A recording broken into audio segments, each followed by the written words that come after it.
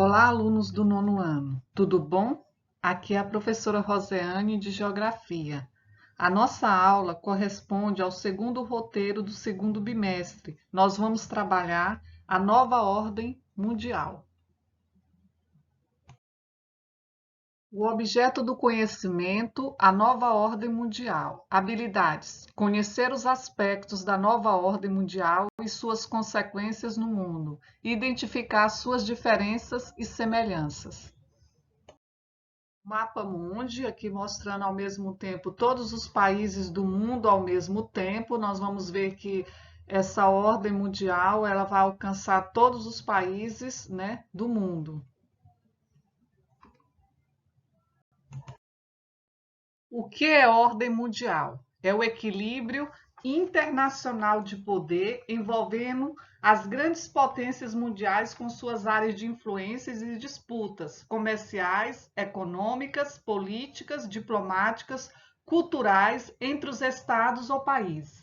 Então, essas potências, essas grandes potências, ou seja, uma nação ou estado que pela sua grande força econômica, política e militar, ela é capaz de exercer o poder e sua influência no mundo.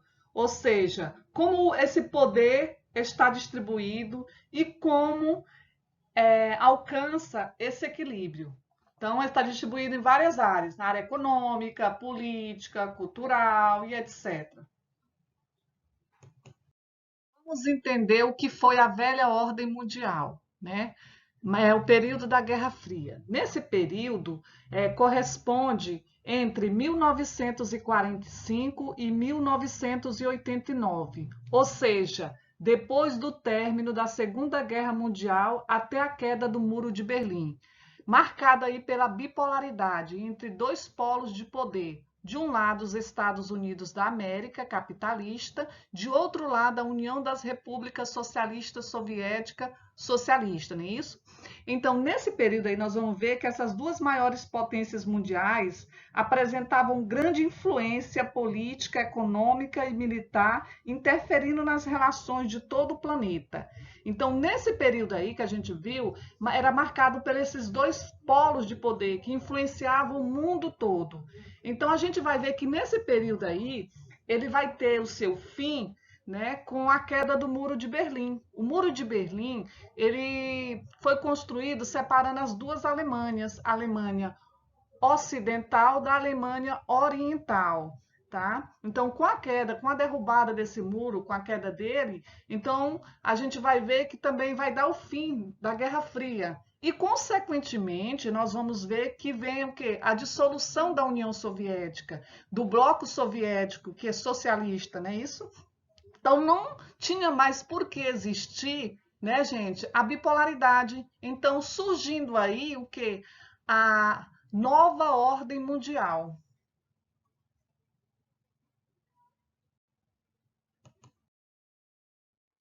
Vamos entender a nova ordem mundial.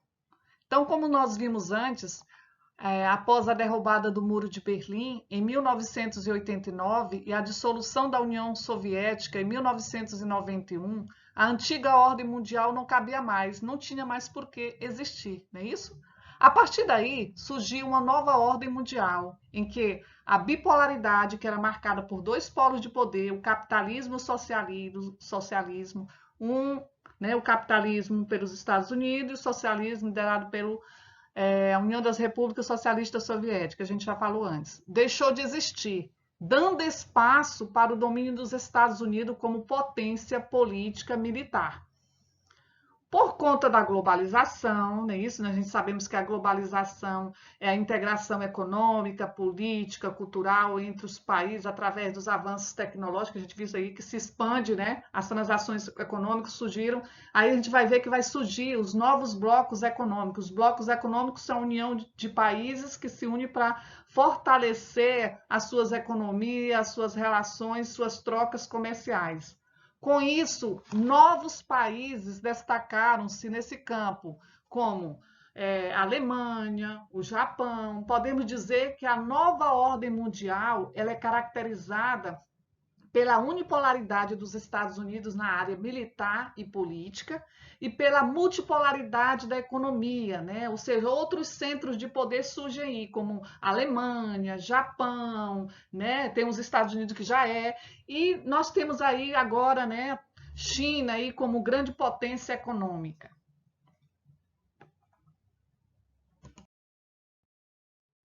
Nessa questão, outras novas frentes puderam rivalizar com os Estados Unidos, Japão, União Europeia, seguidos da China.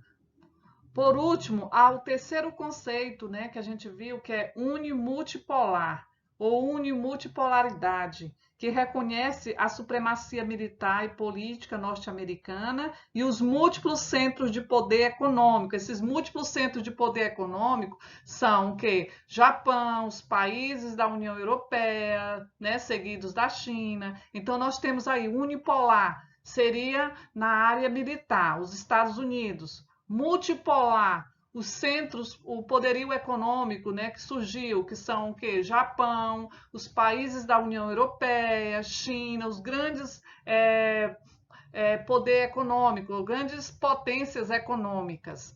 Então, nós podemos ver que esses termos costumam se admitir que a nova ordem mundial seja unipolar, se considerarmos apenas do ponto de vista militar, como vocês viram aí. E multipolar, levando em conta os fatores econômicos de desenvolvimento social, o que coloca o Japão, a União Europeia e os membros que são membros dessa multipolaridade. Portanto, é possível também admitir o termo unimultipolaridade, uni para a superioridade militar dos Estados Unidos e multi para os centros econômicos.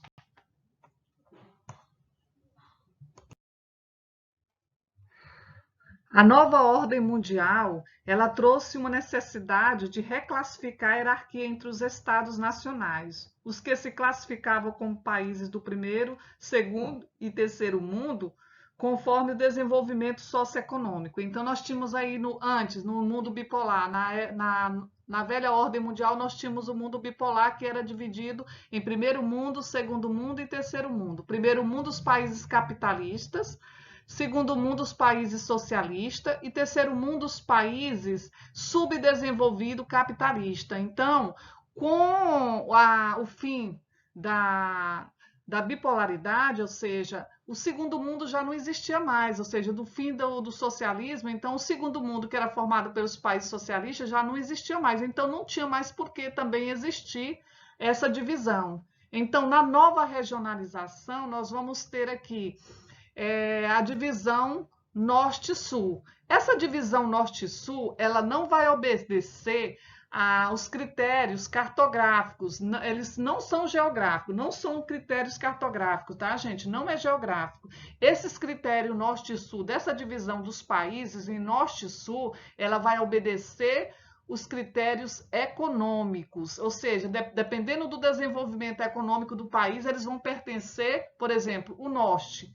Se eles forem desenvolvidos, vão pertencer ao norte. Se eles não forem desenvolvidos, são países subdesenvolvidos, ou seja, pobres, eles vão pertencer ao sul. Nós temos aqui a divisão do mundo por critérios socioeconômicos norte e sul, que eu já falei antes. O norte, ele está representado pela cor laranja, que são os países desenvolvidos, centrais, os países ricos, e a cor rosa representada, o sul, representada os países subdesenvolvidos, países periféricos, países pobres.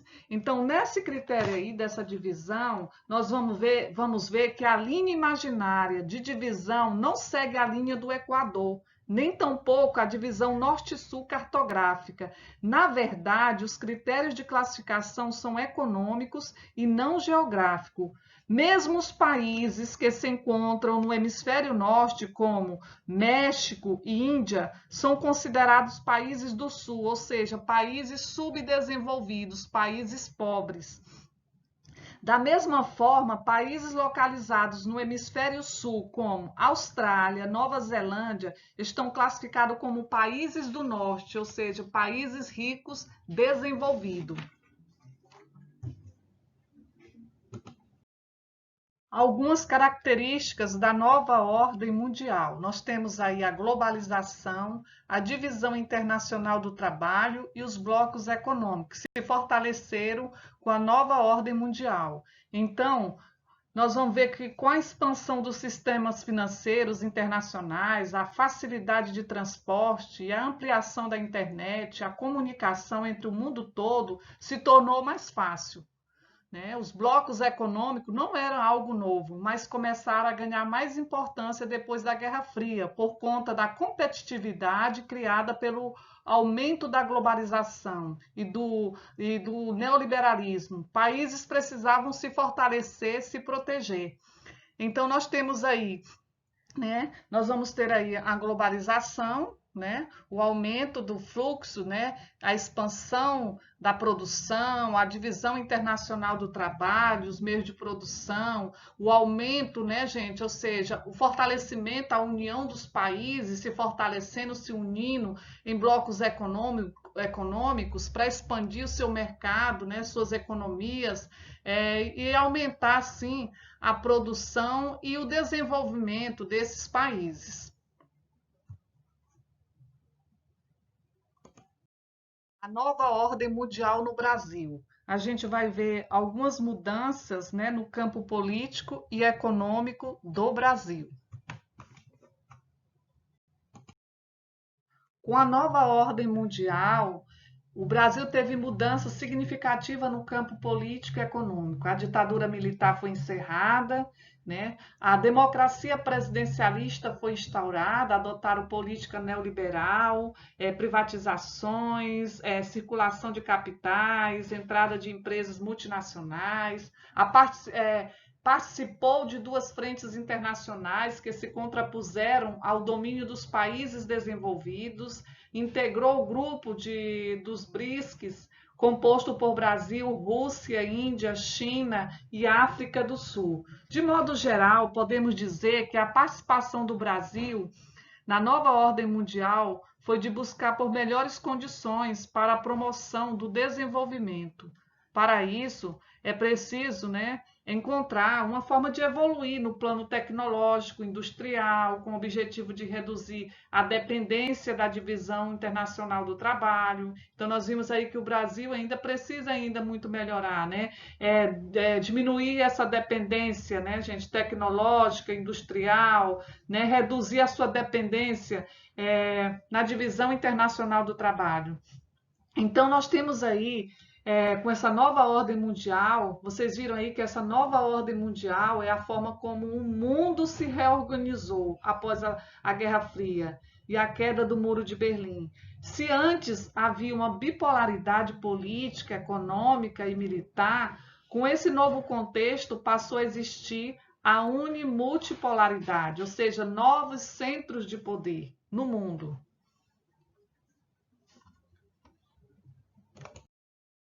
Então, pessoal, a nossa aula de hoje falou sobre a nova ordem, né? A nova ordem mundial. Um abraço e até a nossa próxima aula.